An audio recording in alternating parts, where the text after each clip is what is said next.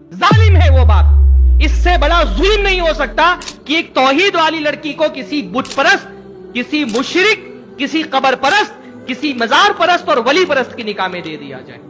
और मैं बिल्कुल फतवे की जबान में ये बात कह रहा हूं, अगर किसी मुवहिद लड़की को उसका बाप किसी कबर परस्त की निकाह में देने जा रहा है, शरीयत लड़की को इस बात की इजाजत देती है कि वो अपने बाप से इनकार कर दे कि मैं नहीं करूंगी इस कबर परस्त से निकाह।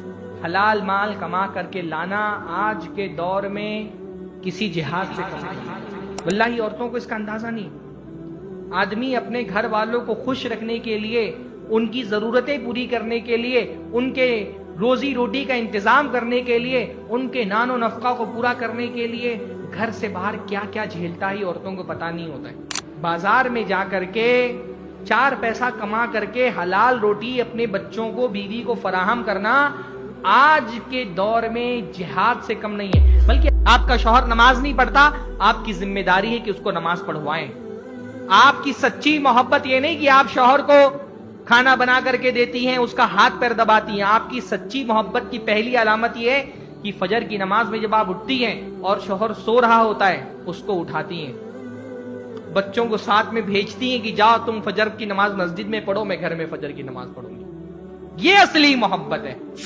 बीवी अगर छुड़वाना चाहे, कितनों को मैंने देखा पान बीड़ी सिगरेट तंबाकू खाते थे, उलमा की नसीहतों का फायदा नहीं हुआ, बीवी छुड़वा ले गई। भाई बीवी छुड़वाने पे आए तो माँ बाप छुड़वा देती है। पान बीड़ी सिगरेट तंबाकू कौन सी बहुत बड़ी चीज है? सब कुछ पूरा करके दे दिया शौहर ने, थोड़ी सी कहीं कमी रह गई, फौरन क्या कहेगी? मेरी किस्मत फूटी थी, अब्बा ने कहां ला करके फंसा दिया मुझे। कि अल्लाह के नबी ने फरमाया, अगर किसी इंसान को दूसरे इंसान के सजदे की इजाजत होती, लअमरतुल मरअता अन तस्जुदा ली ज़ौजिहा, मैं औरत से कहता कि अपने शौहर को सजदा कर लो। 4 काम सिर्फ करे वो, नमाज पढ़ना, रमजान के रोजे रखना, अपनी इज्जत की हिफाजत करना और अपने शौहर की इताअत करना।